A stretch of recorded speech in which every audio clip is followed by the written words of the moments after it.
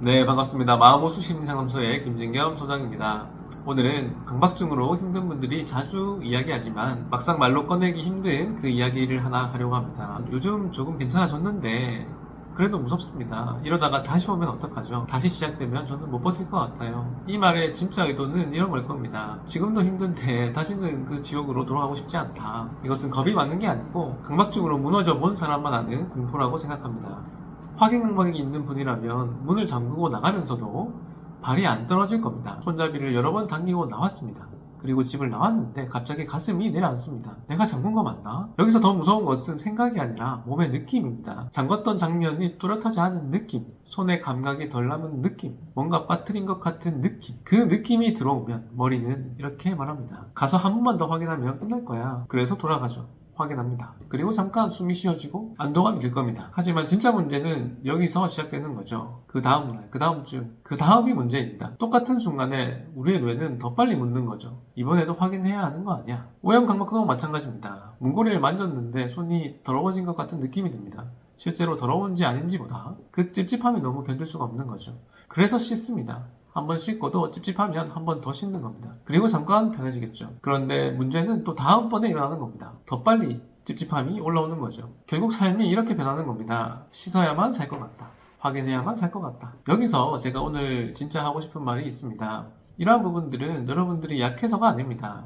이것은 우리의 마음, 우리의 뇌가 살기 위해 배운 방식인 거죠. 비현실적이고 잘못된 방식을 배운 것이 문제입니다. 강박은 이상한 성격이 아닙니다. 강박은 불안을 처리하는 방식이 특정 방향으로 굳어진 겁니다. 그래서 강박이 무서운 이유는 생각이 떠올라서가 아니라 사실 이게 끝이 없어서입니다. 확인하면 끝날 것 같은데 끝이 안 납니다. 씻으면 끝날 것 같은데 끝이 안 납니다. 한 번만 하면 될 것 같은데 그 한 번만이 늘 다음 한 번을 부르게 됩니다. 그리고 이 과정에서 사람들이 제일 많이 무너지는 지점이 있습니다. 내가 이걸 알면서도 또 하고 있다. 나는 왜 이렇게까지 제어가 안 될까? 나는 평생 못 낫는 거 아니야. 이러한 자책도 증상에는 좋지 않습니다. 왜냐하면 자책은 여러분을 낫게 하지 않기 때문입니다. 오히려 그 자책하는 그 감정 때문에 더 강박 행동을 하게 되는 거죠. 왜냐하면 자책하는 순간 마음은 더 불안해지면 뇌는 더 강하게 처리하라고 명령하게 되는 겁니다. 확인하고 씻고 중마하고 안심을 구하게 되는 거죠.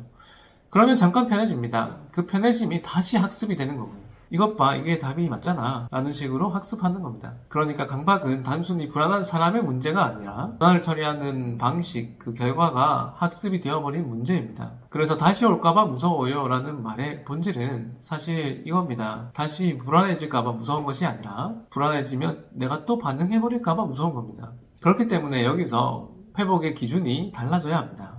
많은 분들이 회복을 강박을 안 오는 상태라고 생각합니다. 그런데 그런 식으로 기준을 잡게 되면 항상 불안할 수밖에 없습니다. 오늘은 안 올라오나? 요즘 괜찮은 거 맞나? 또 올라오면 어떡하지? 이런 것들 계속 확인하게 되는 거죠. 나도 모르게 주의력이 강박증에 신경을 쓰게 되는 겁니다. 그래서 저는 회복을 이렇게 정의하는 편이 더 현실적이라고 생각합니다. 강박이 안 오는 것이 목표가 아니라 왔을 때 내 인생이 멈추지 않는 것이 목표입니다. 여기서부터 숨통이 조금 트일 수 있을 겁니다. 왜냐하면 강박이 올라오는 걸 0으로 만들겠다는 목표는 여러분에게 끝없이 감시를 요구하게 됩니다. 하지만 일상을 멈추지 않는다는 것은 지금 당장 해볼 수 있는 선택이기 때문입니다. 그럼 여기서 현실적인 질문이 하나 남습니다. 선생님, 근데 저는 그 순간에 너무 무서운데요. 그럼 뭘 어떻게 해야 될까요? 저는 그 순간에 너무 길게 생각할 필요는 없다고 생각합니다. 그 순간에는 우리 이성이 작동을 잘 안 하기 때문에 몸이 불안에 휩싸이는 거죠. 그렇기 때문에 이성적인 긴 설명은 도움이 안 된다고 생각합니다. 오히려 그때 필요한 것은 이런 겁니다. 그냥 답하려 하지 않고 멈추는 것입니다. 확인을 시작하면 끝이 없어집니다.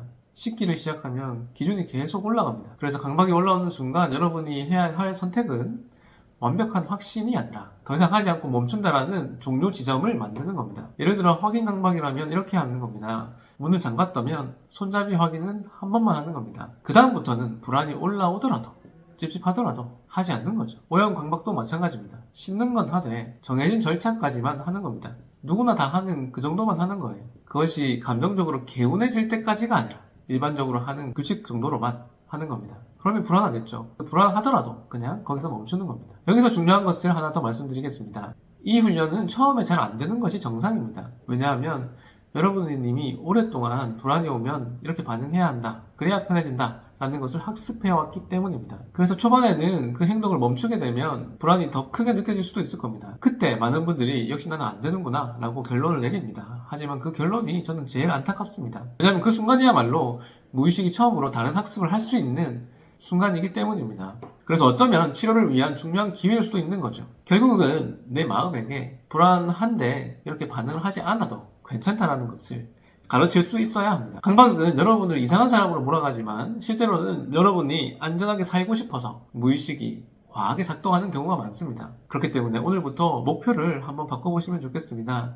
다시는 강박이 안 오게 만들겠다가 아니라 와도 내 하루를 빼앗기지 않겠다라는 겁니다. 강박을 안 오게끔 만들려고 하면 우리는 상황 자체를 통제해야 됩니다. 근데 우리의 인생은 상황이 통제되는 것이 아닙니다.